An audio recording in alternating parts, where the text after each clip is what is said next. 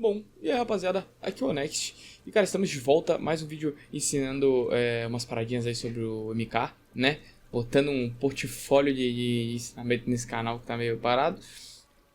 Como você pode ver, meu fundo tá um pouquinho diferente do que normalmente, do que tava no último vídeo, do que tá nas lives. Porque eu me mudei, né? Então eu tô passando por toda essa questão do estresse da mudança.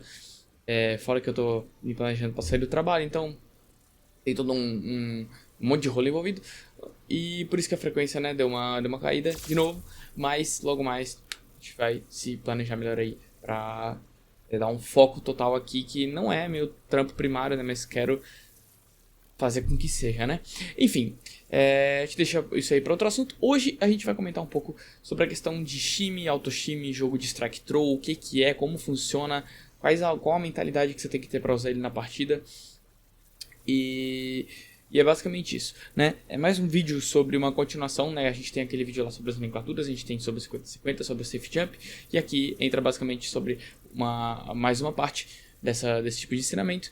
E dessa vez eu vou tentar fazer um vídeo um pouquinho mais curto, ver se vocês curtem nesse estilo, para que futuramente eu consiga fazer mais vídeos explicando, né? Mesmos assuntos diferentes, em vez de colocar um monte de coisa num vídeo só. Então vamos lá. Shime, auto-shime e jogo de strike throw. O que é isso? Vamos lá. Jogo de strike throw. Um personagem que tem um jogo de strike throw forte é um personagem que normalmente baseia muito sua gameplay variar entre auto-shime e grab, e ele tem bastante força nisso. Ou entre variar às vezes a força não tá no auto-shime, mas tá entre o grab dele ser bom para ambos os lados.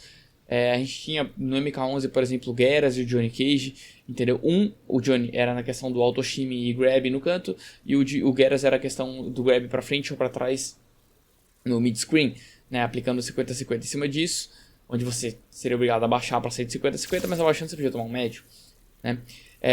Aqui no MK1, o jogo quem tem um jogo de strike throw muito forte é, por exemplo, o Takeda, né? A gente já vai entrar no quesito dele. O Raiden agora, depois dos últimos buffs, ele ficou com um jogo de strike throw bem interessante também. Não, ele já tinha isso, mas como ele tá forte no geral, ele tá mais usável, então talvez esse jogo de strike throw fique mais em evidência. Mas ele já tinha esse recurso antes. Então, o que é um jogo de strike throw? É basicamente você variar mesclar entre os grabs no seu oponente e entre os autoshimes. Quais personagens têm autoshime? Já vamos chegar lá sobre alguns, né? E o que dá para ser utilizado como autoshime e quais são as características de um autoshime, correto? E também explicar sobre o que é o shime, né? Então vamos lá. A gente tem aqui, por exemplo, o Raiden, certo? O Raiden ele tem como pro grab para trás. Opa, pra acertar o tempo.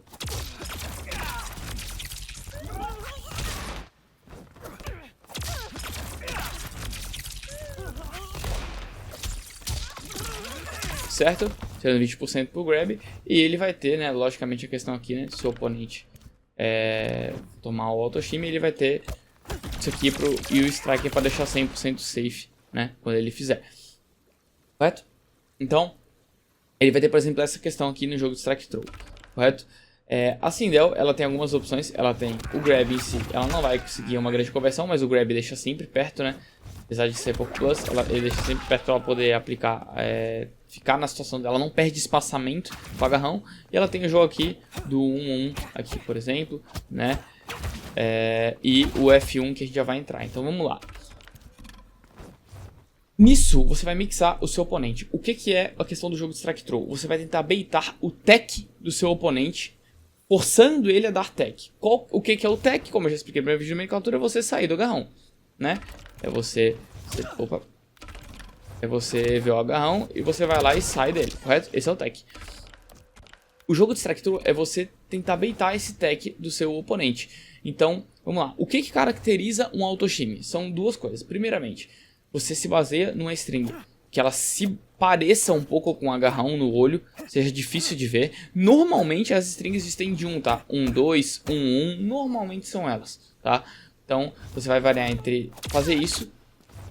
Por quê? Simplesmente porque o oponente tá vindo aqui, ele tá acostumado a vir um agarrão, correto? Aí você vai aqui, beleza, você vai dar o tech no agarrão. Aí ele começa a vir e fazer isso aqui. O que você vai fazer? Você vai soltar a defesa para dar o tech no agarrão e você pode acabar tomando o segundo golpe, correto? Ou, a menos que você tome agarrão infinito, você pode ter o seu tech baitado por isso. Junto com isso, é importante que, além do golpe ser parecido com o agarrão, é importante que ele seja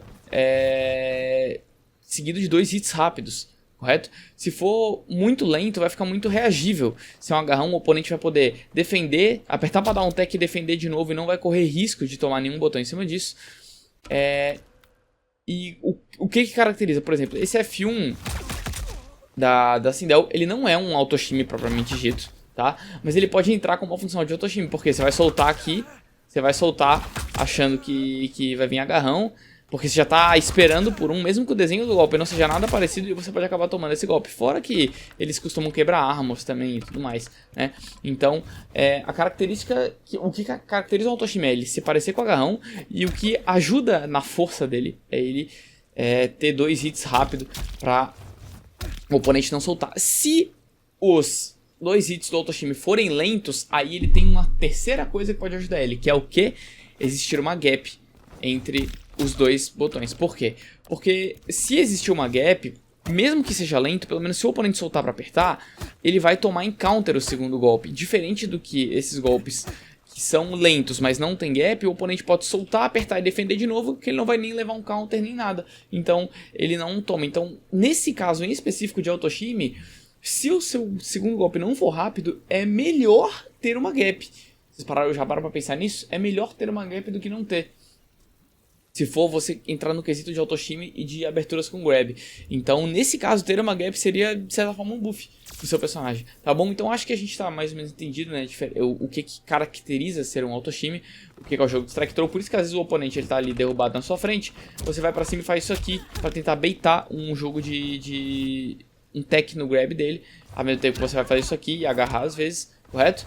E junto com isso, a gente tem a parte do shime. Que o shime já é uma parte muito mais reagível. Correto? O shime já é uma parte muito mais reagível, que é basicamente você baitar também o tech do seu oponente, você esperar que ele vá dar um tech, e você avança com um médio ou com um low normal. Mas nesse caso você faz o oponente soltar a defesa antes de vir a animação do agarrão. Isso só acontece contra oponentes que ou tá com um ping muito alto, um lag muito absurdo, ele tá sendo obrigado a ler o grab, ou quando é um oponente que sempre procura ler o agarrão em vez de reagir ao agarrão. Entendeu? Por isso que é importante. Quando você lê o agarrão, você tem mais risco, você tem mais recompensa, né? De poder punir ele abaixando e punindo com mais dano, mas você também corre mais risco de tomar um médio completo e um full combo. Quando você reage ao agarrão, você oferece menos risco, porque afinal o seu oponente, ele der tech no agarrão, vai voltar pro neutro, gera, você não correu nenhum risco, você ainda deu 2% de dano dele do primeiro hit do agarrão, 1% na verdade agora, né? Porém, você não corre risco de tomar uma abertura vinda de um médio, entendeu? De um médio, de um low, de um overhead, que seja. Então, o shime é isso. O autoshime é quando você baita a reação de agarrão do seu adversário. O shime, ele é uma forma de baitar a leitura de agarrão do seu adversário. Leitura e reação são coisas diferentes. Uma auxilia na outra, mas no geral são coisas diferentes, correto? Então, explicado. Também existe shime de movimentação, tá, rapaziada? Shime não é só agarrão. O autoshime a gente costuma usar para agarrão, mas shime também é movimentação. Como que eu posso citar isso aqui de exemplo? Muito simples. Você tá indo aqui, ó, vamos supor que eu tô indo aqui para cima do meu oponente, correto? Ele vai pegar e vai dar um D1 aqui. Se eu estiver indo muito para cima, eu vou tomar esse D1. Se eu esperar que ele dê esse D1 e me afastar, eu posso punir ele com isso daqui, entendeu? Então, shime de movimentação faz parte do neutro? Sim, faz parte do neutro. Um exemplo perfeito que você consegue fazer isso é com a Sindel. A Sindel, quantas vezes, né, você não tá aqui assim, por exemplo? Aí você vai tentar fazer isso aqui. Por quê? Porque se ela vier com frente 1, você vai acabar abaixando, porque os 2 primeiros golpes são altos. Aí o que ela faz? Aí já prevendo que você vai fazer isso, ela consegue, por exemplo, se afastar do seu frente do seu D4 e punir com frente 4 dela, por exemplo. Ela consegue se afastar do seu D4 e punir com o B2 dela. Quantas vezes você não vê o jogador de Sindel conseguindo uma abertura fazendo esse B2 aqui? Tá vendo? Ou você pode até ver o ifando e dependendo você consegue punir com o dash.